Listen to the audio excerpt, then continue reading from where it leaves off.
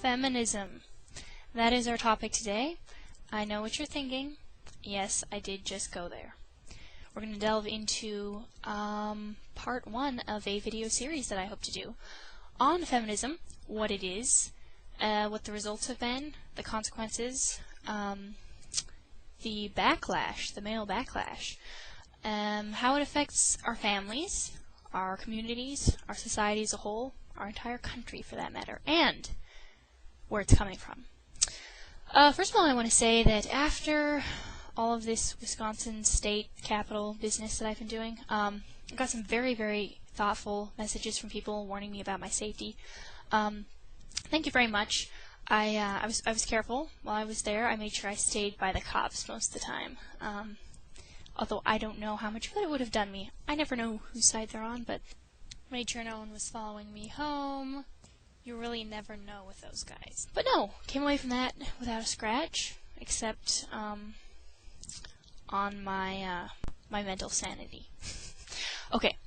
I also got a message, a very good reminder on my last video from subscriber Pinegrove33, otherwise known as Bernard Chapin of Chapin's Inferno, a wandering cauldron of politically incorrect commentary. Definitely subscribe to him. He has some awesome stuff. Especially you guys. He's there for the guys. He said, I think you should say nothing to them, as you can convince the left of zero. Isn't that the truth?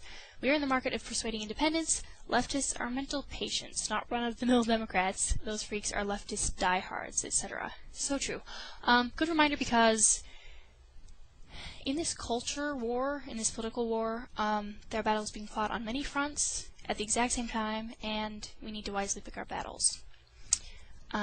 So, thank you, sir, for that reminder. Alright, I saw a internet quote that goes, "Guys don't know how to treat girls anymore." I believe that's why the lesbian rate is going up. That's right, they don't know how to treat girls, and that's because everyone's telling them something different. Women themselves are giving them mixed signals. I would say that guys and girls don't know how to treat each other anymore. And there are many reasons for that. Is there anything guys don't get blamed for these days? Seriously, everything. Women's issues, family issues, national issues, it doesn't matter what it is, it's always men. Damn those male chauvinist pigs. I mean, really? Of all the cross-sections of society to blame these days for our problems, people act as if women haven't been liberated yet. As Phyllis Schlafly says, women are the most privileged creatures to ever walk the face of the earth. In this country, at least. I want to start off by jumping on the social bandwagon and saying, I'm offended. I am. It seems like the thing to be is offended by something these days. Everything's offensive to someone, isn't it? You know, in the age of tolerance, everyone is more offended than ever. Personally, I'm offended by the term empowerment. It implies that I am lacking something on my own. I'm not good enough the way God made me. I don't need the National Organization for Women to tell me that I'm of worth as a human being. I don't need them. I don't need feminists to make me feel decent about myself, to boost my confidence. I don't need a successful career even to feel fulfilled as a woman. Alright, I want to read an interesting comment that someone posted in response to a comment that I posted on someone else's video titled, "Feminists Beat Me Up on the Internet." Funny and good and sad video, but it was a rant by a blogger who was commentating on some of the comments he got on his blog. At any rate, I commented on his video and said, "Thanks for what you're doing, good job," voiced my disapproval of feminism. Some woman commented on my comment, and she says, and I quote, "You're disgusting. One of those insecure women who is lacking in some regard, be it looks, intelligence, or otherwise, and so clings to the hope that you can be one of the guys by claiming to share the opinion of the most idiotic guys. I say only the most idiotic because most men I have met are feminists. They do believe that women are not lesser than men, which is all feminism is, obviously." Is that so? Well, you know, my first reaction would have been to be indignant because of just the stupidity of that statement, but honestly, I feel sorry for this woman. She actually believes that feminism is about the belief that women are not lesser than men, which is not what it is. If it ever was about that, it's not anymore. So she needs to get educated. Second, one of those insecure women who's lacking in some regard, I am many things, and insecure is not one of them. In fact, I would say that I often err on the other side. If anything, I'm too egotistical. I'm sorry, but no one who knows me would ever label me insecure. I'm not bragging, I'm just saying that as a matter of fact. Looks, intelligence, or otherwise, I know I'm not the hottest chick on the planet by a long shot, nor do I have a PhD, but I haven't, I don't normally get criticism for my looks or my lack of intelligence. So, coming from someone who doesn't even know me, I just find it amusing. By the way, I understand the crowd that she's referring to when she talks about the women who are lacking in some regard and so hope to be one of the guys by siding with them against feminism. I know those types, I'm familiar with those types. They're the same kind of girl who will pretend to be, who will act lesbian with her female friends because she thinks the guys find it hot. Yes, ultimately they're seeking the approval of the guys or want guys to be attracted to them, so they become whatever it is that they feel that they want. She can't fathom, apparently, that I could disapprove of feminism because I believe that it's disastrous to our culture and because I believe it's a big fat lie. She thinks the only way I could actually be an anti-feminist is because I want guys to like me. Oh. I'm sorry to burst the old bubble here. So what is feminism anyway? Because there seems to be a great confusion, a great misunderstanding between people as to what it actually is. And what it was and what it is are two different things. And then what it is and what it is being sold as are two different things as well. Let me first say that feminism is not about women's rights or equal opportunity anymore. That may have been how it started out. Yes, women weren't allowed to vote once upon a time. Feminism is now merely a tool of the liberal, read socialist, agenda. In order to fully understand how the socialists have hijacked the feminist movement, you need to understand that socialism and communism is not dead. There's not a lot of talk about communism anymore. The Red Scare of the 50s seems to be over. That's because it's been repackaged. It's being sold as something else. Exact same goals, exact same ideologies, exact same philosophies, different name. There isn't anything new under the sun. It's just relabeled, resold as something else. I've said it before, I'll say it again. Political correctness is cultural Marxism. That's not insane to say. That's not wacko, that's not a little extreme. It's a fact. Cultural Marxism has been repackaged and sold to the culture as political correctness because no one will accept, at least most of the country will not accept Marxism under that label, but they will if you call it political correctness. Call it something else, people swallow it whole. So the eventual goal of the liberals, the socialists, is socialism / Marxism / communism.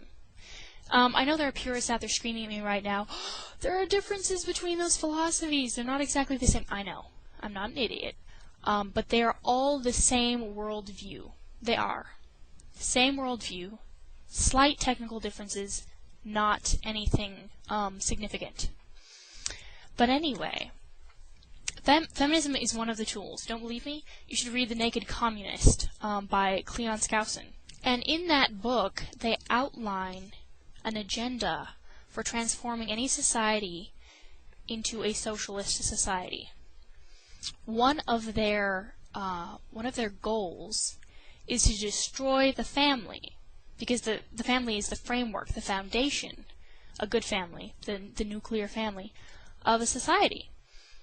And one of their goals for destroying the family is to get behind the feminist movement, because the communists felt that it had been very successful in creating discontent. Okay, so Betty Friedan, who wrote The Feminine Mystique back in the late 50s, I believe. And yes, I've read it. She wrote it supposedly from the standpoint of a frustrated housewife. That's what she sold herself as. She espoused the ideologies which attack full-time homemakers, and she cultivates this victimology among women. And later, she admitted that her propagandist views were linked to her belief in communism. She was a very strong communist, and she supported Stalin very strongly as well.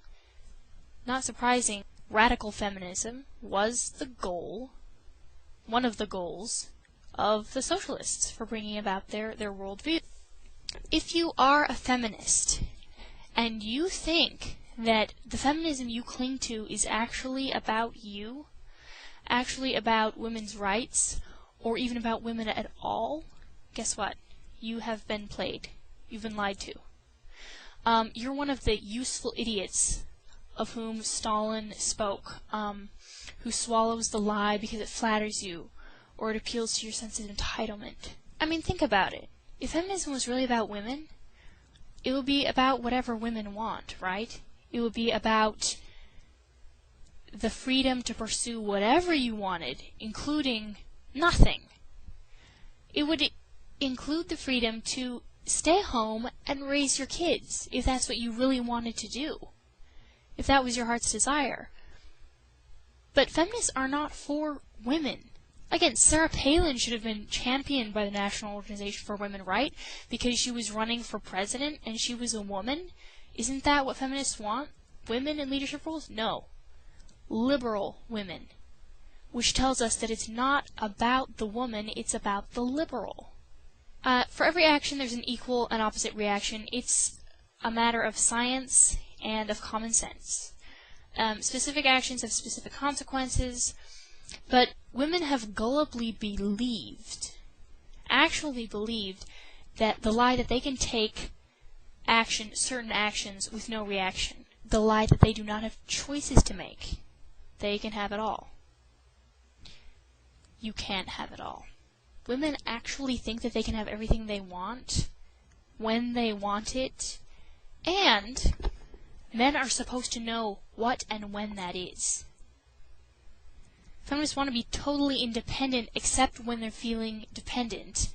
And if men don't then step up and allow themselves to be depended on at said time, then they're insensitive jerks. Women want to act unlovable but be loved. To let it all hang out, but how dare men notice? Actually, they'd better notice, but not too much, because that makes them creeps. See what I'm saying? Women want to be fully self-reliant, headstrong, in need of nothing, especially not men, of course, yet they also want to be fought for and pursued and protected and cherished. And ultimately, what women want, what feminists want, radical feminists, is to be able to act like men and be treated like women. There's a scene in The Dukes of Hazzard, the new movie, where Daisy Duke, when she's working as a waitress, some guy is ogling her chest area, and she says, "Best be looking at my name tag, friend." When he then makes a comment about her very obvious boobage, she punches him and kicks him over. To me, that epitomizes feminism more than anything. I'm gonna be who I want to be, which is unfeminine, unladylike, but you're gonna treat me like a lady. I'm gonna dress in a manner that makes you think that I'm a hooker, but I expect you to treat me like I'm a respectable person. Am I the only one who thinks this is insane? Today I'm just trying to help define feminism. There's a lot that I missed, a lot that will probably come out in my following videos, but I really wanted to get this up. Thank you again for watching, and I look forward to the hailstorm of angry comments. Feminism Part 2, The Death of Distinction. Hi, I'm Christiana, and I'm back with another installment in our series on feminism. Today, I want to talk about the death of the differences between the genders. And I think it's absolutely detrimental to society. It's detrimental to our culture. Completely destroys the relationships between men and women, whether it be friendships or relationships, marriage. It just destroys the way we relate to each other. It affects everything.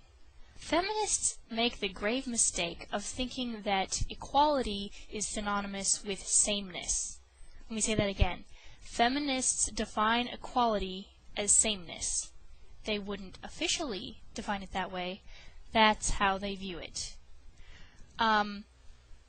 That's messed up.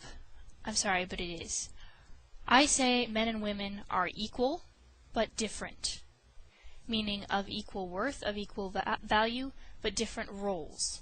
When I say that to feminists, and I made the mistake of saying this, standing up and saying it in a current events class of mine, my senior year of high school, I got lambasted for the statement, and I was told that saying men and women are equal but different is the same as saying separate but equal, as was the catchphrase back in the days of segregation between blacks and whites. Equal but different makes total sense. If you look at everything around us, anything can be used as an example. I like to use the example of a camshaft and a crankshaft. Both absolutely necessary to make the thing run, but completely different. Different roles, they're doing different things. The camshaft doesn't whine because it can't be a crankshaft, and vice versa. No one looks down on one and says, well, that can't do the job of the other one, so it's inferior. No, they're both necessary. They both complement each other, but they're completely different. You can look at it in terms of reproduction, too. In order to make a baby, you need an egg and you need a sperm. And they're completely different, and their roles are different. They're not doing the same thing. Both necessary. Without the one, without the other, there's going to be no baby. I recently heard a feminist remark that she was admitting that men and women are different, and she said, and I guess we probably maybe have different wiring too, mental wiring probably as well. Are you serious? We are completely different. Mentally, physically, all of it. I'm reading a book right now called The Decline of Men by Guy Garcia. And he talks about how the differences between men and women are so pronounced that it almost renders them a different species, if you want to look at it that way. The goal of the feminist movement and of society in general these days is to make men and women interchangeable. Take away the differences. It doesn't matter who stays at home and raises the kids. It doesn't matter who is the breadwinner. It doesn't matter who fights the wars. It doesn't matter who nurtures the babies. It can be either one. That, my friends, is perversity. It flies in the face of the way we were created. It flies in the face of nature. And we're seeing the consequences of it. People should be able to see the consequences, but no. They attribute it to everything but the actual cause. And that is men and women, mostly women, shucking their God-given roles and saying, I'm going to be something else. In all of nature, there are checks and balances. In every relationship, whether it be a friendship or a marriage, there's always one who's more the leader and one who's more the follower. Have you ever noticed that? If you haven't, just try checking it out. Any two close friends, for example, same gender friends even, or a marriage, one person in the marriage is going to be more the leader, one's going to be more the follower. Now, it's in varying degrees. Sometimes it's very pronounced and obvious, sometimes very much more subtle. Nevertheless, there is a difference. You're never going to be completely, exactly at the same level of leadership or control. Leadership is male. I'm going to say that right now. And I've probably offended a whole bunch of people. Leadership is a masculine trait. I know, that's not being taught anymore. Nobody, the public school system has successfully convinced women that leadership is not a gender quality. It's something that anyone can do. It's something that women should especially be doing. I'm not saying a woman can't lead, but leadership is inherently a masculine trait. And It has been proven that men are better at it, and I won't get into right now exactly why that is because I don't really have time. So I always find it funny when I see a marriage where the wife will brag that they're friends, they're really good friends. She'll say, we don't have the typical marriage. We're best buddies. We're not, he's not this overbearing chauvinist pig. I'm not a feminist brat. We get along great. Usually I look over and the guy's sitting there looking whipped. The woman's saying, we have an equal relationship. What she means is, I'm in charge. She doesn't realize it, but to her being in charge makes it equal. So, there are checks and balances in all of nature. And I wanted to read an excerpt for you from this book that I'm reading called, as I said before, The Decline of Men by Guy Garcia. He went and had lunch, an interview with the CEO of an owner, I think, of Time Warner, named Richard Parsons. He told me about an epiphany he had had during an African safari he had recently taken to celebrate his 50th birthday. And I quote from here on. We came upon this pride of lions, he recalled, 2 big males, about 9 female lions, and a few cubs. And every time we would roll up, the females were engaged in some sort of activity, looking after the cubs, cleaning them up, or they were hunting, preparing the food, or eating. The cubs were always playing, that's what they do, and the males were always sleeping. Always! You want a picture of a lion sitting up there roaring, so I asked the guide, what's up with these guys? They're asleep all the time. And he said, you've got to understand, this is nature, and everybody's got a role, and they have theirs. And their role is, 1, to procreate, and 2, when the bad guys show up, they get up and go to war and protect the pride. And it was a very simple thing, don't ask me why, it just sort of hit me like a bolt. In nature, you don't think about it, you just do what nature dictates, everyone has a role. And that's their role. And if you risk-weight things, yeah, the females are always busy and they seem to be working harder and doing stuff, but it's all very low-risk stuff. The guys don't do much, but when they do something, it's all high-risk stuff. If you weigh it all out at the end, it about balances out. It's the balance of nature. Here's the book, by the way. The Decline of Men. I just found that very profound. That illustrates things very well, because a lot of times I hear that used by feminists to say men and males, including animals, are chauvinist, by nature, because the male is the stronger one. He's going to be the dominant one, and so he makes the women work, and he just sits and he sleeps. Look at history. Men, overwhelmingly, almost entirely, all the bloodshed has been on the part of men. Men are the ones who have sacrificed, historically, their lives, their fortunes, their sacred honor. Everything that has ever been risked that was worth something was usually by men. I'm not saying women haven't made strides in history. I'm saying that men were always the ones sacrificing because they believed in chivalry. In my opinion, I have observed that there are 3 different kinds of chivalry now. And by 3 different types, I mean 3 different motives behind men who are chivalrous or gentlemanly towards women. And the first, I would say, is duty. You were taught as a young boy, open the door for the woman, or, act like a gentleman. It's just that's the way you were taught, so you do it. Whether you feel like it or not, that's just, you think that's what you're supposed to be, so you do it. Second reason, because they want something. Admiration, respect, appreciation, or, to get a woman in bed with them. The reasons vary, but there are guys out there who will play the nice guy, even when they're not, in order to get women. And the third reason, which is the only reason, in my opinion, to be chivalrous, is when men want to. And women need to take note of this, because men who sacrifice for women on purpose, because they want to, do it as a reaction to women being women. It's when they see vulnerability that they step in and they protect you. To demand that a man sacrifice for you and protect you and be there for you and you're not fulfilling your side of things is the most stupid, unreasonable thing. When women act like women, men act like men. Not always, but in general. There's something about a woman who is not fighting her God-given femininity, and she's accepted it. She's cultivating her femininity.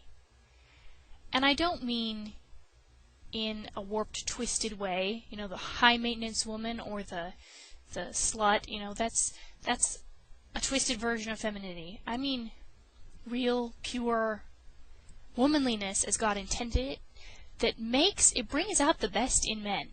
It always does. Now, it brings out the worst in a bad guy, and she's going to need somebody to protect her, but in a good guy, it brings out the best of him. His protective qualities and his manliness. I've lived extensively in the Middle East, and I lived for half a year in Egypt, and when I was in Egypt in particular, I took great note of this, because it's impossible not to notice. The differences between men and women are huge. Men and women are separated in churches on either side of the aisle. They don't sit next to each other on public transportation, on buses. They won't sit on the same, they won't even sit on the same bench if they can help it. There are not a whole lot of male-female friendships. You really don't see that. And I think that's not necessarily a good thing. I think it's a good thing to have guarded male-female friendships. I mean, it's good to cultivate those, but they don't go all crazy like Americans and cultivate these opposite gender best friendships that we see, which by the way are ridiculous, and they lead to heartbreak and, you know, one person's thinking a relationship, one person's thinking I view you as a brother, and yeah. And it's true that in the Middle East there is some chauvinism. Actually, there's a lot of chauvinism. I'm sure everyone is familiar with the Arab male stereotype. But I found it, I have to say, my time there, so refreshing. That's the number one thing that I came away with when I came home from there. Sometimes I just want to go back. Because there are those Arab men who view women as second-class citizens. Literally, you're not of as much worth as I am because you're born a female. And if you're a man, you would be more valuable. But there is also a lot of just recognition that we are different. And that, I can't even begin to put into words how beautiful that is, and how beautiful it was to experience. I remember one time, a group and I were walking home from church. Most of the traveling is done on foot, and so whether you're traveling on foot or not, you always have at least one guy, if not more, in the group. Girls never, you know, rarely travel alone, and sometimes they do, but always in a group. Anyway, the guys split up into different groups to go with us. As usual on the streets of Egypt, the guys on the streets began heckling us and harassing us and, you know, yelling out propositions and such. Became very, very accustomed to it when I was there. But what touched me then and for a long time afterward, and even now when I think about it, was that when that happened, the guys in our group were on the verge of brawling in the street. They were so angry. And it wasn't out of a sense of chivalrous duty. It was because we were women, and we were being harassed, and they felt like protecting us. As simple as that. Despite all the supposed drawbacks and disadvantages of a patriarchal society, one thing I can say is that I never had to explain myself or apologize for being a woman and acting like a woman, because they understood it, and they didn't just understand it, they expected it. In America, there is this huge loss of respect between the sexes. No more an appreciation of each other. There's no more a need for each other. We're being told that we can both do the same job just as well as the other. Okay, why is there any point in being a man or a woman, after all?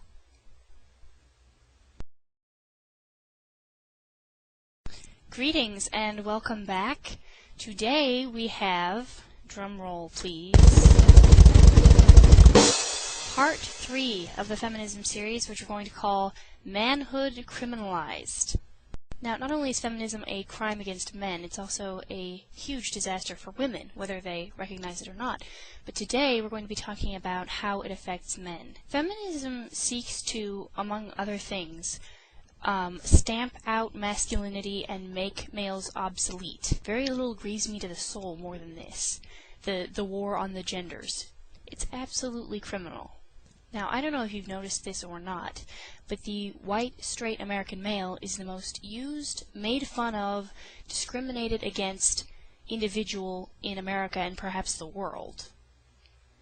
Some of them know it all too well, and too many of them do not. It's just how things are. Boys growing up today don't know what's going on behind the scenes. All they know is that they're frustrated, they're being smashed down, they're being told that what they have to offer is not needed. They run off every day to be indoctrinated by a public school system that tells them that they need to calm down and sit down and shut up, not take the lead. How dare you display energy of any sort, especially not wild, rambunctious energy. Dang, you must have ADD, let's put you on Ritalin. And we're definitely seeing a decline in men, if you want to put it that way. It's statistically proven. Guy Garcia documents this a little bit in his book, The Decline of Men, as I've already read from before. He says, 3 decades ago, boys and girls read and wrote at roughly the same level. Today, an 11th grade boy writes and reads at the level of an 8th grade girl. In 2007, for the first time in the 65-year history of the National Science Awards, the 40 finalists were equally divided between the boys and girls. 40 years ago, 3/4 of all college graduates were men. Women now make up more than half of all college students, and are gaining. Equally telling is the fact that women now earn a majority of diplomas in fields that men used to dominate. Female college students now outnumber men in biology and business, and have reached numerical in law, medicine, and optometry, up from 22% just a generation ago. In 2006, women were already earning the majority of bachelor's degrees in the biological and social sciences, education, psychology, math, and agriculture. Even as the female-to-male population ratio in the U.S. has remained stable at about 51 to 49%, respectively, the number of women enrolled in undergraduate classes has grown at double the rate for men. The story is largely one of progress for women and stagnation for men. And of course the feminists applaud and the socialists applaud, but much of society and many women aren't liking it. And they're asking why. How did this happen? Why are men suddenly just stepping down? Let me put it this way. I grew up on a farm for almost all of my childhood, and castration is a horrible thing. Whenever it was time to castrate the calves, I didn't want to be involved. I usually had to be. I had to help hold them down or something, but I didn't want to look. It was terrible. And let me tell you, you do not castrate a bull calf and expect it not to act like a steer. Guy Garcia says on The Dilemma of the American Male, and I quote, "If he clings to traditional notions of masculinity, he is derided as a clueless caveman. But the moment he deviates from the masculine norm, he is lambasted for being a feminized sissy." That pretty much sums it up. Every voice which is heralded by our society is encouraging women to step up, to take the lead, to succeed, to progress, and they're holding men back. This is no longer about equal opportunity. It's about smashing the one and elevating the other. Then, of course, the backlash is that while the feminists and the socialists applaud, many women are saying, I didn't bargain for this, including feminists. They're saying, wait, that was kind of nice at the beginning, but wait a second. That means now I'm in charge. I have to do it all. There is a definite war against men, and the goal is to make men obsolete. It sickens me even to say it. It reminds me of a scene from Indiana Jones. Belongs in a museum. So do you. Men are ultimately being told that they're a thing of the past. Wake up. It's the 21st century. We're modern now. We don't need you. We're past the Stone Age, the Bronze Age. Society has been restructured so that women's strengths are the ones that are needed. The communication, the networking skills, whatever else that women are usually stronger in, the verbal, whatever. Typically, generally, that's what society is saying that they need. Think of most of the available jobs out there. The jobs which most women would never be able to do are being weeded out. And that's one of the horrible reasons that women can't appreciate men anymore, is because they don't know a real world. Women only know a world that is protected from reality by technology. Think about it. If everything that technology helps women with was to go down, if we were to return to the days of settling the frontier, women would all of a sudden realize, oh my goodness, we need men. Isn't that selfish? Now, I think my farm upbringing helped me to appreciate this a little bit more, because when you live out in the middle of nowhere and you live off of the land and you work for everything that you eat and everything that you earn, and you're working with your bare hands, everything by the sweat of your brow, that is a man's world. So yeah, the goal is to make men obsolete. I got a comment on my Feminism Part 2 video from YouTube user Hands-On Communication. He says, "Thanks for this. I've also noticed that to varying degrees men are largely becoming obsolete, which is going to have a very adverse effect on society, if not already. I would definitely say already. We have done away with male role models in the elementary school system. Fathers get routinely screwed over in custody cases, and thanks to ye olde sperm bank, women can make a conscious decision to render fathers obsolete too. Indeed, a woman needs a man like a fish needs a bicycle."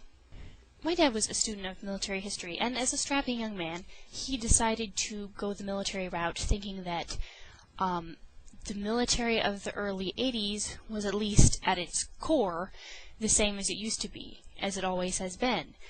He thought it was the one way to escape from the deathly clutches of feminism and into the last bastion of hope, where being a male was actually appreciated, indeed necessary and essential, rather than demonized. He discovered how wrong that was in Army ROTC. He quickly discovered that even in the military, which is supposed to be about defending the country, which is supposed to need strength, they didn't want it. They didn't want strength, they didn't want courage, they didn't want bravado. They mocked him for being a hero. Women were assigned the leadership positions in the graduation parade. They were always helping and elevating and pushing the women forward, all the while telling people via the media that the women were succeeding excellently. The fact that they have to be pushed forward and helped and propped up, would that not tell you that perhaps they're not as successful as they're being made out to be?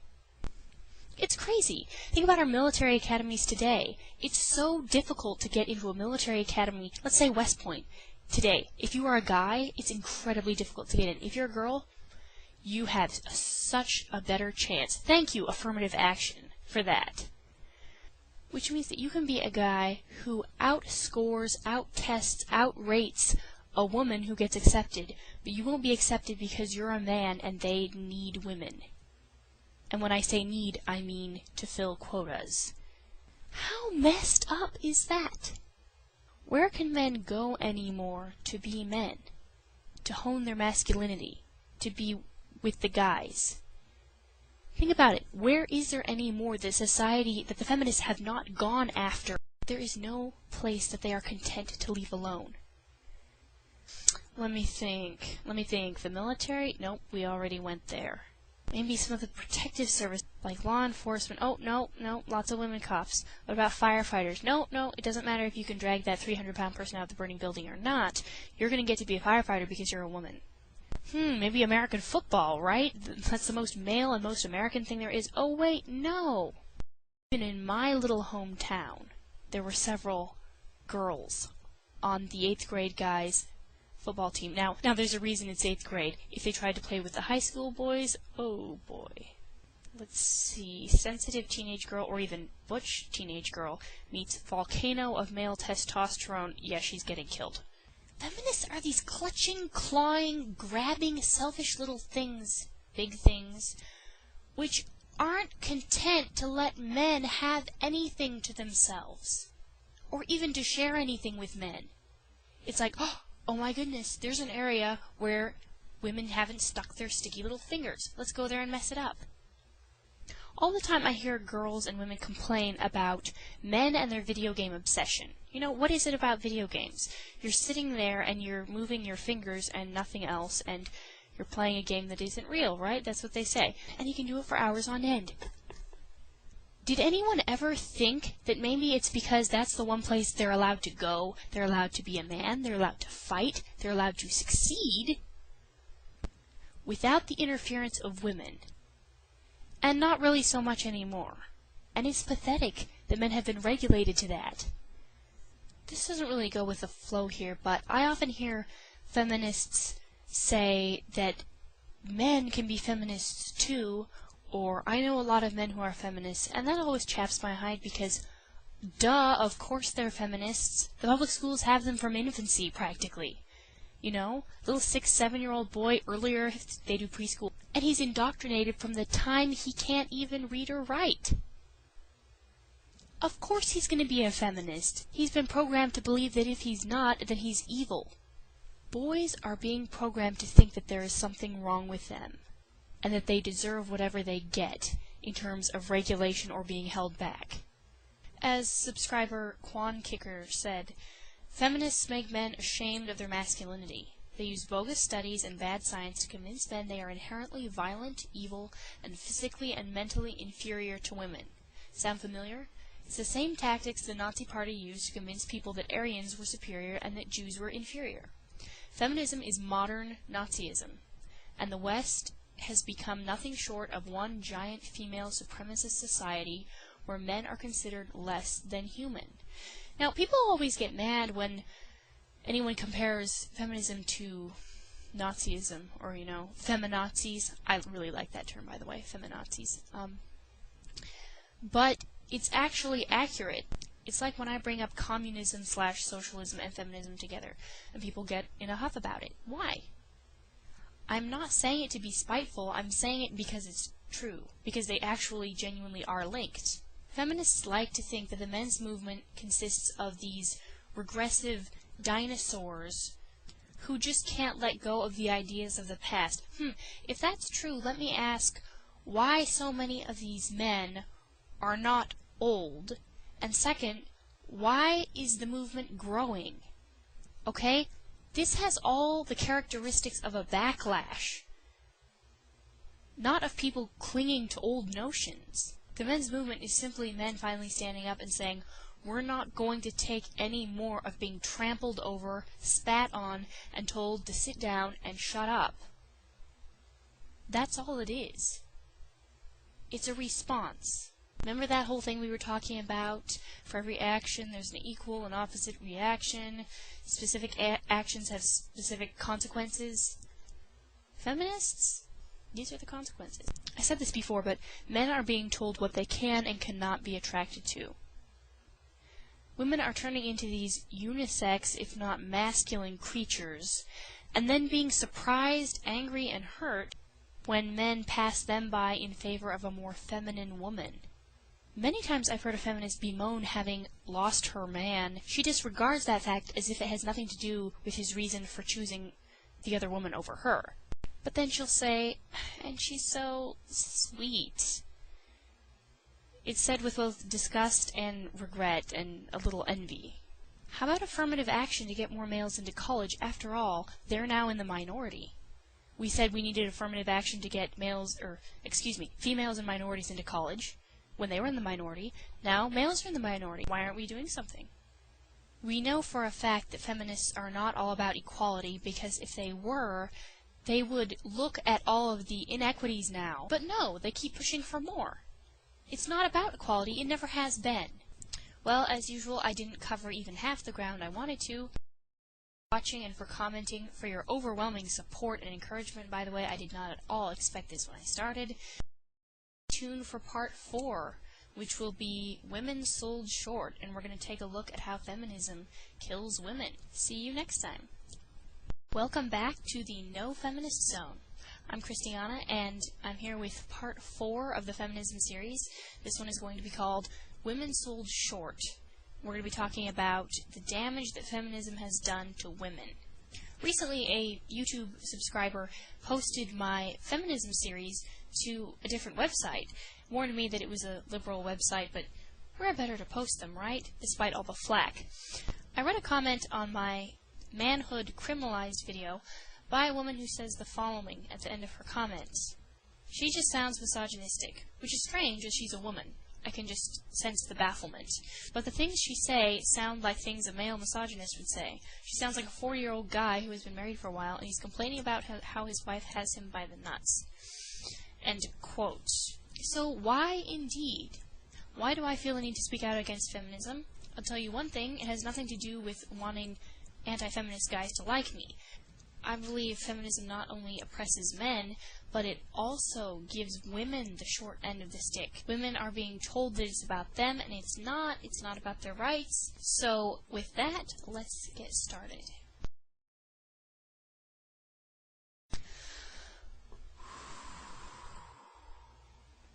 That song gives me chills. Still. And long before Bonnie Tyler sang about needing a hero, women have needed heroes. Deep down, women want real men, and men do not allow them to tell you anything different. Sure, we love the modern male. We love him in the same way that we love a puppy or a baby. Women are starting to look around and say, where are the real men? Where are the William Wallaces? What happened? And it's really heartbreaking, this whole war on the genders. It's like watching something die, it gets sicker and sicker and weaker until finally it dies, or is bled out, as one person commented on a video of mine. Now, first of all, feminism attacks women who want to make a choice other than the career choice. When I was 18 and brand new to Facebook, an acquaintance of mine who worked with me in Civil Air Patrol, which is the auxiliary of the Air Force, added me on Facebook. And I had made the grave mistake, apparently, of my views on feminism in my About Me section. This girl copied, pasted, and posted my views on feminism onto the wall of a mutual acquaintance of ours, and then commented on it, "Can you believe this? How effing pathetic. Can you believe there are still women out there who think like this?"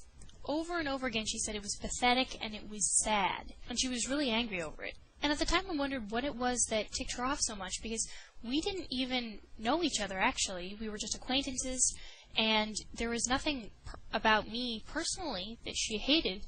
It was just that she hated my stance on feminism. Feminists hate it and take it personally when other women have views other than their own. We saw this recently on the Old Turks video where Anna attacks Phyllis Schlafly and vehemently states that all feminism is giving women the freedom to choose between being, let's say, a homemaker and in a traditional role or taking a career path. Feminism does not give women the freedom to choose. Homemakers do not feel free to be homemakers. Society does not make mothers feel free to stay home and raise their children. If anything, feminists demonize and criminalize it. They make you feel like you're not contributing to society and you're a lazy bum. So why are traditional women and women who choose that path vilified and attacked? Well, two main reasons in my opinion. The first one is it messes with the agenda. If there are still women out there who are traditional women and clinging to traditional roles, there are definitely men out there who don't mind it, in fact who prefer it, and that thwarts the feminist agenda of stamping out such ideas and such people. The second reason kind of ties in, and that is jealousy. Women are being told that they can have both and be both, but they're finding that a lot of men go for the women who haven't fallen for that lie. Let me quote Mr. Juve, who commented on a YouTube video of mine. "Feminism deserves to have a negative connotation. It's career-oriented and serves to diminish the role of a woman who finds fulfillment in household and motherly duties. It has the approach of, you're young and beautiful, you should get a job, have a career, get a life. Once you've got that, then you can settle down and have kids. And it is within that approach that it's insinuated that women who want to be a mom at a young age don't want to live, and so what they do is diminished by their own sex." That is so true. The overwhelming majority of all the hatred I've received for my views on feminism has been from other women. Other women who supposedly are for my rights and my right to choose. Go figure that one out. Robin a Boy says, "Phyllis Schlafly is exactly right. Women are told you can have it all. You can sleep with 1,000 men and not be considered a slut. You can treat men like crap and still marry the man of your dreams. You can be a career woman and rise to management positions and still have kids in your 30s. This is complete bull. Feminism has done more to harm women than they will ever know. Women certainly can and do find fulfillment in things like a job and other activities that they do outside the home, but they will never be fulfilled as a woman through their career, like a man would. And even feminists recognize that. That's why they tell women you can have both. You can have the family life and the career. But it's not true. You cannot successfully have both. Of course, everyone defines success differently, don't they? And man, the backlash. I recently read a comment on a YouTube video of a man who said, "I will never marry an American woman!" And who can blame him? But it certainly doesn't bode well for those American women who are but a few good apples in a barrel of rotten ones. Men wisely decide that fishing through all the rotting stink isn't worth it, and they're finding another barrel. For you men watching, women love strong men, and don't let any woman tell you otherwise. Because there are those who will. Women thought they wanted men that they could control until they got it. And they realized that was not what they bargained for. I mean, have you ever wondered why the girls unjustly go for the bad guys? By the way, I'll be doing a video on nice guys and bad boys, but not as a part of this series, probably. Whether a woman admits it or not, she does not want a man that she can control. She may say that, she may think that, she may rebel against a man who doesn't let her walk all over him, but that's what she wants. I know, women don't make much sense. A woman cannot respect a man who she can control. Women may think or even say that they like the Alan Alda version of masculinity, but they like it because it can be controlled. There's nothing attractive about it, though. A man who can be overpowered by a woman will make a power-hungry feminist woman happy in that area, but he's definitely not going to be able to make her weak in the knees, or make her feel secure and protected, and so many other things that there just aren't words to describe. I mean, admit it, ladies, if you've ever seen this full scene, that you didn't fully appreciate what was going on. You make it so difficult sometimes. I do, I really do. You could be a little nicer, though. Come on, admit it, sometimes you think I'm all right. Occasionally, maybe. When you aren't acting like a scoundrel. Scoundrel? Scoundrel? You like me because I'm a scoundrel. There aren't enough scoundrels in your life. I happen to like nice men. I'm nice men. Very nice. The thing is, our society, greatly influenced by the feminist agenda, of course, has grossly misdefined what it means to be a jerk. Any display of aggressiveness or dominance or initiative or leadership by a man seems to be booed by the masses as a bad thing. Well, ladies, let's hear from you. And next time I'll be back with a video titled Confessions of a G.I. Jane. I have some interesting stories. Thank you so much for watching, subscribing, commenting, liking, and just appreciating. Greetings and welcome to part 5 of the Feminism series, which I've titled Confessions of a G.I. Jane. First of all, I apologize for the long sabbatical between videos. I just made a very unexpected trip out of state, as a matter of fact, several states away. I am in the South. Now, before we get started, I'd like to say that I failed to summarize very well in my last video.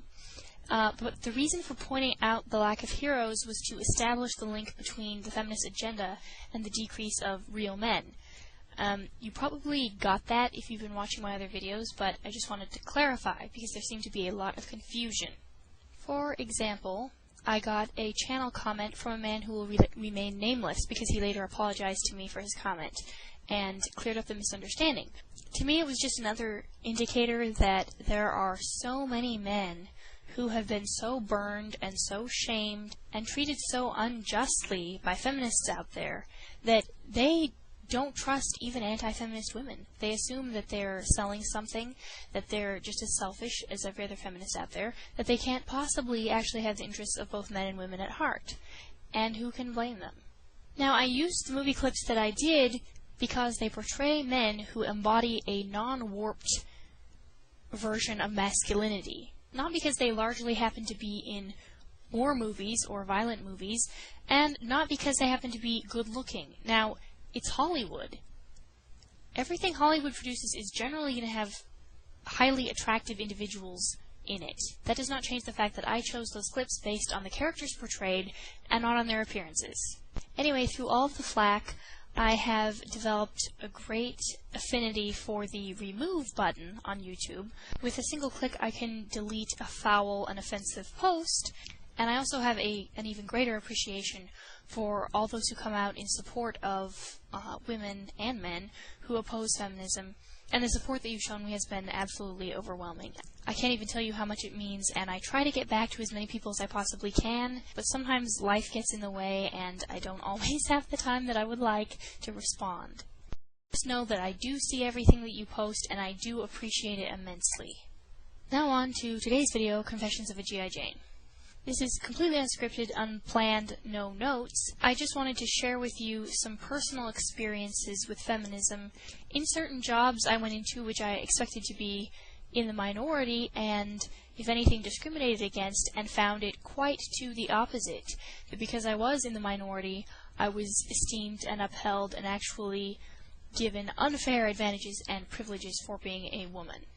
You're probably wondering about the G.I. Jane title. No, I was never in the Army. I was and am, however, in the Civil Air Patrol, which is the official auxiliary of the United States Air Force, which is a very fancy-sounding title, but ultimately we are not, quote, real military. We do not deploy. We are not combat trained. We really do search and rescue. 95% of all inland search and rescue missions in the country are performed by Civil Air Patrol. We carry out Air Force-assigned search and rescue missions. We have a cadet program which trains youth in military customs and courtesies, drill, marching, PT, the physical side of things, aerospace education, a lot of that. No, we're not like the Boy Scouts. Nothing against them. Now, I joined Civil Air Patrol at the age of 16. Growing up, I had heard about the military a lot, and I was raised with an emphasis on character more than almost anything else. I really wanted to serve my country, and ultimately I wanted an outlet for that character. I wanted to do something that actually needed it, where it would count for something, where it would actually help people. And despite everything that I'm going to say in this video, don't get me wrong, Civil Air Patrol is great, it is a great mission, and it's good for young people, so you should really check it out. However, my time in Civil Air Patrol merely served to confirm what I had been taught about feminism and what I had observed elsewhere. I had gone in with feminism not on my mind whatsoever, and very quickly realized that it was alive and well there. Girls weren't merely given the opportunity to succeed. It became very apparent to me very quickly that it was important and good that women achieve. They didn't really care about the guys as much. A male and a female could be promoted to the same rank, and the female is the one who would get the attention, because she was a girl, because it was novel, because she was supposed to, because it was cool, because it was politically correct, because it furthered the feminist agenda, because of whatever reason on which you might want to speculate. And this bothered me because it was clearly a little demeaning to the guys, but also because it was humiliating to me. I started to wonder, how badly would I have to fail before I was recognized as failing? Now, for the record, I was a very good cadet. I loved my job, and I succeeded, which I applied myself to. I promoted through and to the cadet officer ranks very quickly. I enjoyed learning and taking tests and doing my job, and a lot of the badges and achievements and promotions and such were objective rather than subjective, so I knew it wasn't that I was being promoted because I was a female. But there were some which were subjective, and that always caused me to wonder. And even when it came to promotions, I started to take a look at the physical fitness tests. As the auxiliary of the Air Force, and wearing the Air Force uniform as we do and such, our PT tests kind of followed the Air Force's grading system. So it involved push-ups, sit-ups, sit and reach, a shuttle run, which is a sprint, basically, and then also a timed mile run. I know, 1 mile. So when I was a cadet second lieutenant, I think it was, I was chosen to be the primary representative for my squadron at the Cadet Advisory Council, which is kind of like the Congress of Civil Air Patrol. The regulations and run the cadet program, create policy. During the time, I took a close look at the PT standards. And it wasn't the fact that the male and the female standards were different that shocked me. Anyone with common sense would recognize that males are almost always going to outperform females physically. Very physically different. Thus, the standards were different. And I didn't tackle that specifically. It wasn't the difference that bothered me. It was the enormous gap of difference between the requirements. The requirements changed based on your age, the promotion you were going for, and your gender. And I was looking at one particular phase for one particular promotion. A male of a certain age had to run a mile in, I think it was just under 7 minutes or just over 7 minutes. Let's say 7 something. And a female of the same age had to run it in 10 something, 10 plus. Now, first of all, I can walk a mile in 10 something minutes. But second, that kind of a difference isn't taking male and female differences simply into account. It's giving the females an enormous edge on the males. Let's put it a different way. There isn't a female out there, or at least in Civil Air Patrol, or so I hope, who couldn't run the mile or perhaps even walk it in 10 something minutes. But there are plenty of males who were failing the 7 something standard. Not because the males were more out of shape either. That was the other thing. There were plenty of overweight females who were passing and promoting. In other words, it demanded a higher level of fitness from males, even taking into account the fact that male and female levels of physical fitness would be different. Okay, I had to play with the settings there for a minute. As the sun goes down, I'm losing my light. So, at the next Cadet Advisory Council meeting, I asked them to table that issue. Female PT standards. That's actually how it read on the agenda. Female PT standards. And I brought to bear all the incriminating evidence and was met with the typical comeback, which is that females are anatomically different, no kidding, and thus they need more of an edge in order to promote. Keep in mind that I wasn't even tackling the fact that the standards were different here.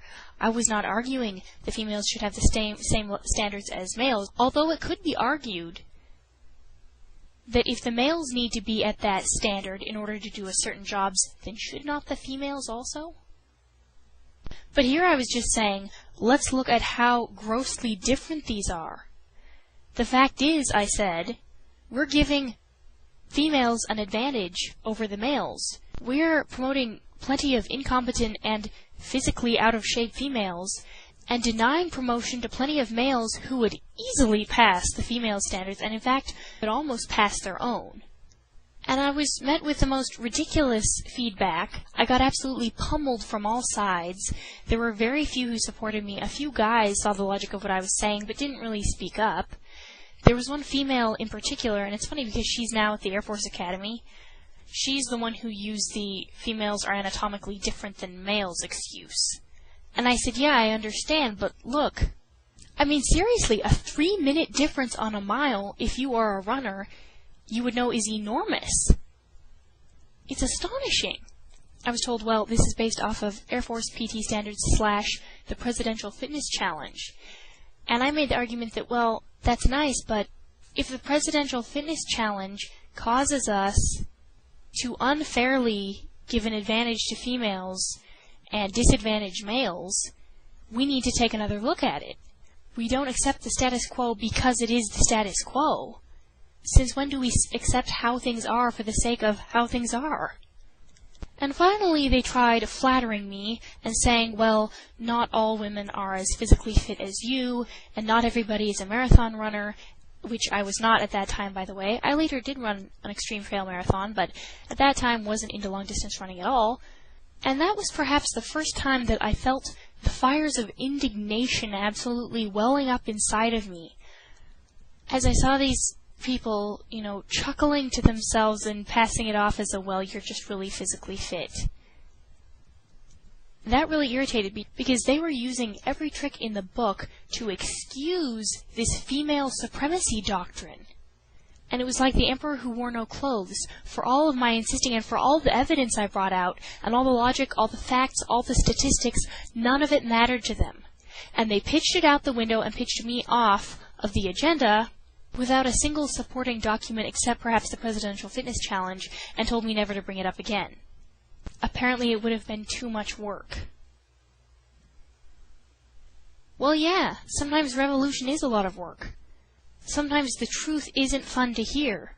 Sometimes it's not simple to implement. That doesn't make it any less the truth.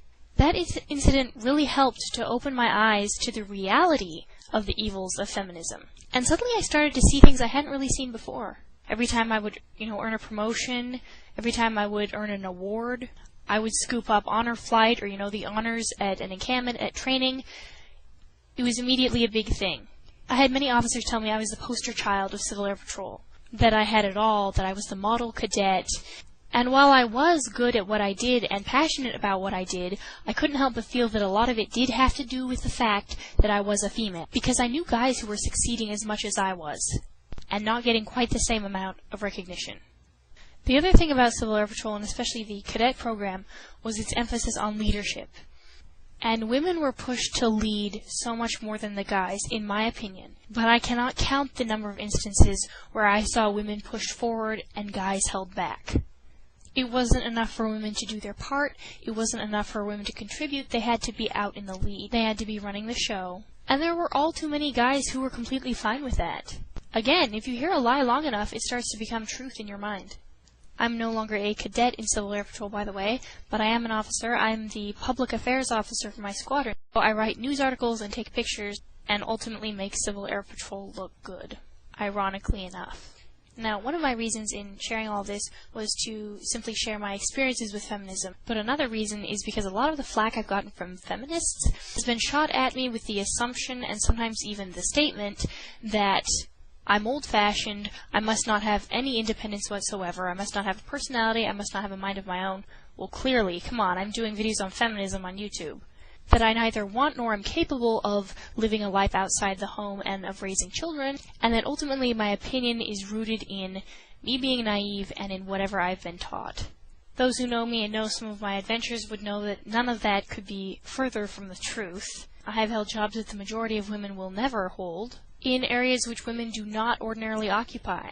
I've proven myself to be capable, and sometimes even more capable than the men I have worked with. More than that, I have witnessed discrimination against plenty of men who should have passed me up, and didn't, not because their own lack of ambition or their own lack of capability or leadership, but because the system and the agenda was holding them back. People also like to believe that it's different in the military, and it is not. In fact, it's become quite the hotbed of feminism. A large number, and perhaps the majority of my friends, I would say, are in the military, and the stories I hear from them are appalling. Guys and girls alike. The push for women to succeed and the consequent lowering of the standards has ultimately resulted in the question, gender equality or combat effectiveness, which God do we serve? And America has clearly made her choice. And the next video, part 6, which will be next to last in this series, will be focusing on the backlash of feminism. Thanks for your support and your graciousness. Continue to speak out against feminism and to think freely without the aid of social programming. This is Christiana saying good night and God bless you.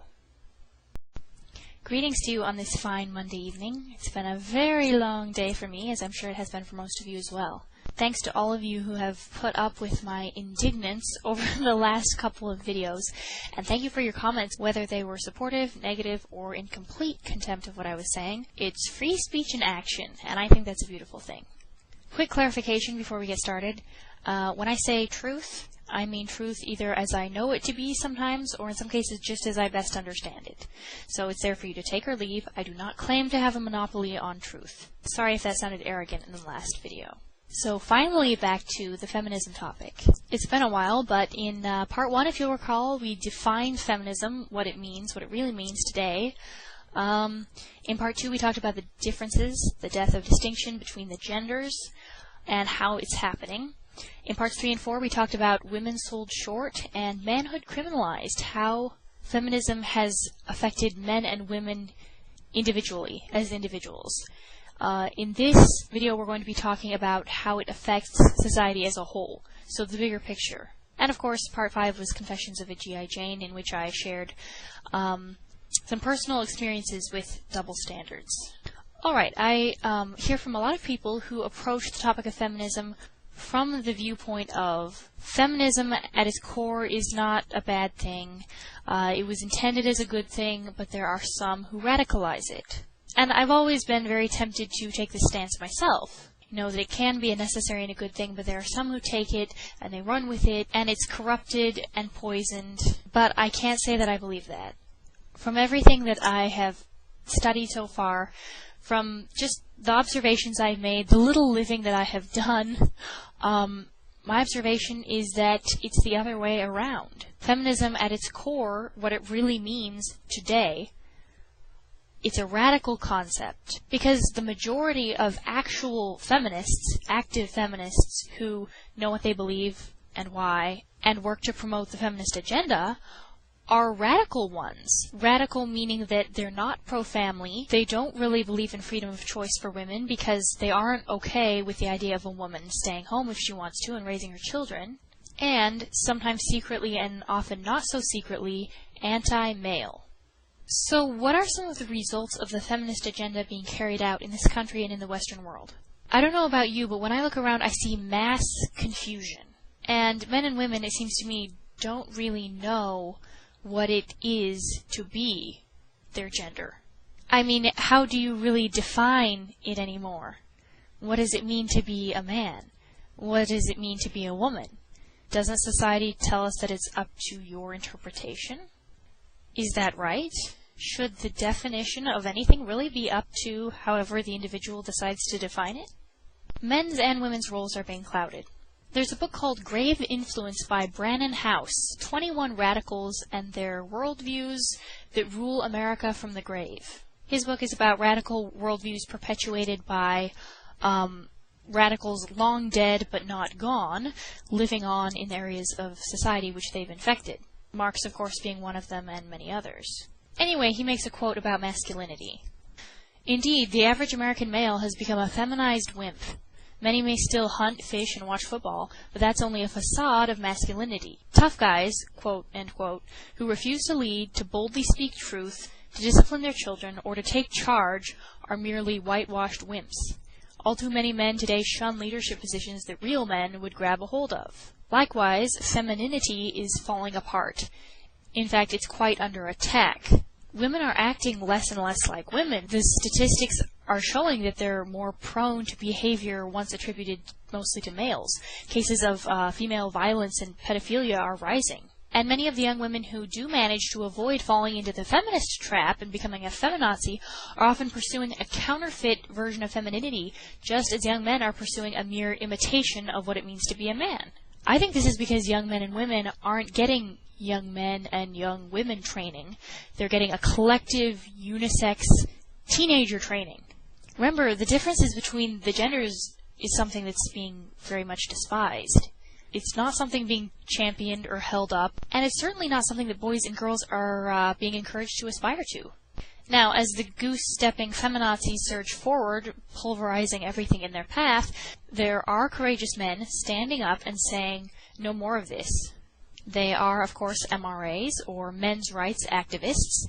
They are part of the men's rights movement, the MRM. Now, this is what I would call definitely a good response to the feminist movement. Most of these men have the wisdom and maturity to meet the feminists on their own turf, and not to descend into revenge tactics, although I wouldn't blame them if they did. However, there is another backlash, and backlash is usually an overcorrection. We're seeing this backlash often in men who have been screwed over repeatedly, men who had patience at the beginning and now are giving up. Wisely so, I might add. But the men who do this often go too far. And first I want to say that I don't blame them for doing so. It's justified, it's justice. But women, you do not want this. Backlash is often an overcorrection, and many men are overcorrecting. And I would like to say, women, I feel sorry for you. Feminists, I'm really sorry you're going to have to put up with this, but honestly all I can say is, you deserve it. This is what you asked for. This is what you've been working for. You wanted a man who wouldn't treat you like a woman. Well, guess what? A lot of men are now saying, fine, we're equal. I'm not going to take care of you. I'm not going to protect you. Why should I be the breadwinner? That's what you wanted. You wanted equality, you're going to get it. That means no protection, no chivalry. See, just as John Adams said that our Constitution was made for a moral and religious people and is wholly inadequate to the governance of any other, so chivalry was made for femininity and does not work in relation to anything else. So women are wondering where all the chivalrous men have gone. Well, they're pitching their chivalry because you've pitched your femininity. You can't have one and not the other. A lot of men have been embittered. They are the results, they are the product of the feminist movement, of the feminist agenda implemented. Screwed over in custody cases, held back when they tried to achieve, told they're of no special value to our society whatsoever, and made out to be idiotic, incompetent buffoons. So who can blame them when they say, I'm going to go my own way? When they say, we don't need women. I mean, come on, you women said that you didn't need men. And I don't know about you, but to me it's really painful to watch the destruction of these gender differences. I'd like to say to men, hang on, hang in there. Not all women are like that. You'll find a good one. They're out there. Don't write all women off as insane. Don't stop being a gentleman. But I can't. Hello, feminists out there. This is a warning. It's already started to happen, and it's only going to get worse. Maybe it was fun telling men that you didn't need them back when you knew that they were still going to be there if it turns out you did need them. Now they're calling your bluff. I'm just saying, provoking someone can't go on forever. You can only tickle the sleeping giant so long before he wakes up. Did you think it just wasn't going to happen? Well, I'll elaborate further sometime when I'm not falling asleep. Next video, which is going to be called What Now, and the last in our feminism series, is going to talk about exactly that. Here's where we are. We're at a crisis point. Now what? What should we then do? What should women do? What should men do? How do we get this thing back on track if we can? By the way, I don't think we ever will. That's not a reason not to try. Oh, and by the way, the Nice Guys versus Bad Boys video, which I'm very much looking forward to making, is probably not going to be a part of the feminism series because it's going to be too long. It's not going to be a series in and of itself, but I really hope to go out and actually, interview some people and take some fun polls, and I really hope to go in depth with that one. So it should be a really fun and hopefully insightful look at that topic. Again, thank you for watching. Wish I could have been more thorough. Really, really, really appreciate your support and even your criticism, because it really actually helps me to stay on track. And I learn a lot from everybody who comments, negative and positive. Oh, and a quick question, if I could. When you comment, please add your own opinion on how feminism has impacted the Western world for the worse. Big picture-wise, how has it affected us? Thank you so much, and see you soon. It is Monday, new week, fresh start, all that jazz. The title of this video, of course you already saw it, but is What Now? So what now? Where do we go from here? We've already talked about feminism, obviously its ill effects on society, the many ways in which it is flawed. Things are, we know what the status quo is. The question is, what do we do now? Is there anything to be done? And that's the focus of this video. The Man Who Fell to Earth. I really don't want to stay on this topic any longer than necessary, but I got a lot of comments and personal messages from some of you saying, you shouldn't respond to this guy, he's a troll, he's wrong, he's just trying to provoke a response out of you. And I do understand that. First of all, I wanted to forgive the guy, and I wanted him to know that that's the way I felt about it. I wanted to use him to prove some of my points. Namely, the fact that feminists are not pro-women. Feminists are the real misogynists in a strange, twisted sort of way, if you want to look at it that way. He kind of proved this in his video. So I don't necessarily intend to make responses to irrational people a habit, but if I see an opportunity, I'm bound to take it, and this is one of them. So, thanks a bunch for your responses as well. And to anyone else out there who may find my views on feminism nauseating or terrifying, to you I say this. You can't handle the truth! A few things before I get started. I wanted to tell you all about the book, The Flip Side of Feminism. I don't know if you can see it there. But anyway, I just received this from my dad for my birthday. It's actually my birthday today. And he knew that I had really wanted the book, and I read excerpts from it, and it's just outstanding. It's by Suzanne Venker and Phyllis Schlafly, who is an amazing woman. It's amazing what she's put up with and the kind of example and role model she is for all women everywhere. But it's called The Flip Side of Feminism, What Conservative Women Know and Men Can't Say, meaning what men aren't allowed to say. I wanted to read two semi-random letters of feedback that I received, one in the positive and one in the negative. One is from a man who says, "Wow, as a man who grew up with two sisters and an extremely feminist mother who spent all the years after my father's death, he died when I was 7, telling me how much of a waste of space men were, it is a pleasure to see someone who talks so much sense. I live in Scotland, which is one of the more old-school countries in the world, but more and more we are seeing this. We're seeing a whole mess of men and women whose genders are being eroded in the name of God knows what. You put more sense into your words than I've seen in a long time. Thanks for the words of hope." And it's for men like this, as well as all women everywhere, that I speak out against feminism. I really have to look no further than my own father and my own brothers to feel a great deal of grievous injustice over the kind of world that they have to live in. And certainly the stories that I hear and male acquaintances of mine only prove the point. Next message is actually a channel comment from someone who calls himself Carl Smith 00. Now I ended up blocking this fellow after noticing that he posted much of the same tripe on the walls of fellow female anti-feminists. But he says, "You don't even know what feminism is. Where is your solidarity?" Okay, beware, because when people start using the word solidarity, they're probably into the Marxist doctrine. He says, "Do you like voting?" Yes, I love voting, and I do it faithfully because I have the opportunity. But if we lived in a time when the man of the house cast the vote for the household, you wouldn't see me pitching a hissy fit. Do you like the fact that you have access to birth control? Ha! Well, considering the fact that the first man I sleep with will be the man that I marry, no, I can't say that I have any use for birth control right now. Oh, how radical! It's unhealthy. It's wrong to suppress those desires. Maybe you just have no sex drive. When you finally do get married, you're going to be sexually retarded. No, I actually have reason to believe that it works the other way. And when you seek pleasure everywhere, you find it nowhere.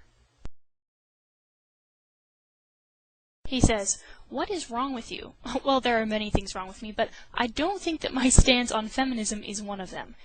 You're one of those women who has to pretend to hate feminism in order to get guys to like you. I'm not going to go after that one again. Probably nothing but daddy issues. See, the funny thing is, there is no man on earth who I respect and admire more than my father, and to whom I am closer. He is the man, and I try never to let him forget it. To continue, move to Saudi Arabia and see if you like it. Hilarious thing again there, I have lived in the Middle East, buddy, and actually I found it really refreshing. You have no place online. Every idiot has a place online, so if they're going to put their opinions out there, I'm going to put mine out as well. Thank you.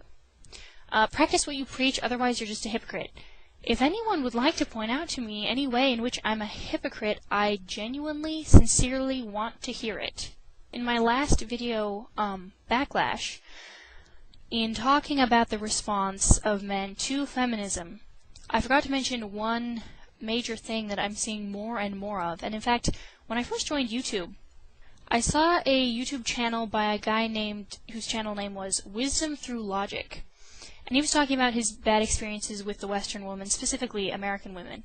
He finally came to the conclusion that the West has nothing to offer men as far as women, relationships, marriage. And he wanted to get married. I remember in one of his episodes, one of his videos, he held up a passport and said, "Guys, basically, this is your ticket to sanity." to a decent woman who will respect you. Turns out he did just that. He moved out of the country, married a foreigner, and now has, I think, a couple children, or at least one, and is very, very happy with his marriage. So I'm incredibly happy for him. I'm also incredibly sad that he had to resort to that. It's truly pitiful. It's a shame, but, I can't blame him at all. I've actually gotten several messages from guys asking, do you think it would be a lack of morals for me to go outside the country, to marry a foreigner, and ditch the Western woman? And I say no, absolutely not. It's really too bad. As an American woman, I think it's a shame that guys have to look outside this box, this feminist box. But if that's where we are, if that's reality, then there you go. I do hope, however, that women will start waking up to the lie that is feminism, and that you guys who also realize that the emperor is wearing no clothes will get the kind of woman that you deserve. So what now? I'm declaring a code blue if it has not already been said, and a code blue is a hospital code for a patient which requires immediate resuscitation, usually due to, let's say, a cardiac arrest. They're in dire straits, in a desperate situation, and that's where we are. That's where Western society is when it comes to feminism. It's time to take off the gloves. It's time to come out swinging. I'm not going to, take the completely Ann Coulter approach. I don't believe in insults, and I don't believe in too many generalizations or demonizing and ostracizing the other side. I believe in, instead, convincing them, if it's at all possible. If not, then too bad. But we do what we can, and we do it diplomatically. There are, however, moments for rage, and you've certainly seen me displaying those. Aside from activism and obviously standing up, speaking out against the lie, I think that the biggest voice is the simplest one that you use every day. There's a saying that goes, preach the gospel always, use words when necessary. Obviously that's in relation to Christianity, the gospel. But I think it applies here as well. What you do, the way you live, the way you act, speaks a lot louder than what you say. For the women out there embracing your femininity, for the men out there embracing your masculinity, that speaks more in this androgynous, unisex world than all the debating ever could sometimes. To women I say the following. Examine yourselves. Watch your attitude. Start asking yourself a very important question, and that is, why? The next time you're tempted to male bash right along with your female friends, ask yourself why you're doing it. Ask yourself what you are accomplishing, aside from making yourself feel better, and not really that. Ask yourself, what are the results of this? Is this demeaning men really going to turn them into the kind of men that you respect and love to interact with, or is it just going to tear them down? Also, changing male behavior and thinking, unless you are a mom with sons, is not up to you. You are, however, influential as women. Men will react to the way you act. The way you think, the way you dress, they all affect men. Whether it's for the better or for the worse is up to you. Something as simple and supposedly unimportant as how you dress. This is just an example. Girls these days do not know how to dress femininely and attractively without being sexy. Not saying there's something inherently wrong with being sexy. Time and place, people. It's the difference between looking like a flower and looking like a sandwich, to quote my dad. My daughters are allowed to look pretty in public. They are not allowed to look sexy. That's what he said when I was growing up. He said, the difference is that one of them makes you just want to look, the other makes you want to take a bite. The man is profound and full of wisdom like this. Respect men who embrace masculine virtues. Appreciate them. Work with them instead of finding yourself embattled with them all the time. Men, I know you're in a difficult position, sometimes an impossible position. But I say, grab those leadership opportunities by the horns. Yeah, you're going to be going against the system, and it's a daily, sometimes hourly fight. But that is where we are. And it's not a fair fight. Injustice is the word of the day. You're going to lose a lot of these battles in the workplace, for example. That's no reason not to fight. I know it's easy for me to say, but The feminists need to know that you're out there and that you have not been silenced. You may not win the battle, but they need to know that you're still going to put up the fight. Trust me, it makes them think twice, whether they admit it or not. Also, I would exhort you to encourage women who stand against feminism, and don't give the time of day to those who don't. Both genders need to come to the realization that appreciation and respect for the opposite sex is something that has been completely lost, something that we need to bring back. And truly some of the biggest battles are the ones that you fight daily.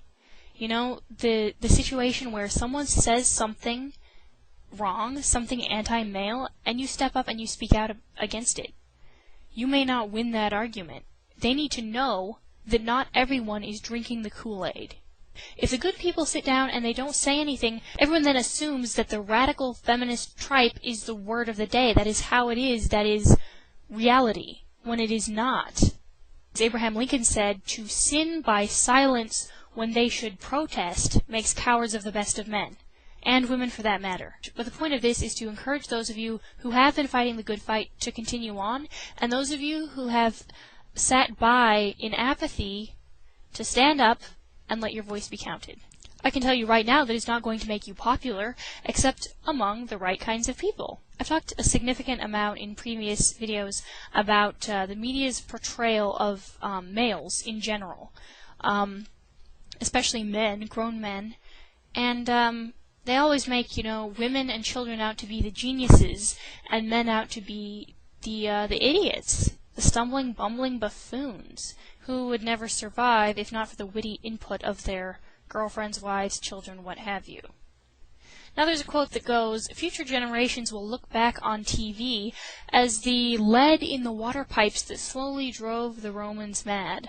Certainly nothing illustrates that better than the following commercial.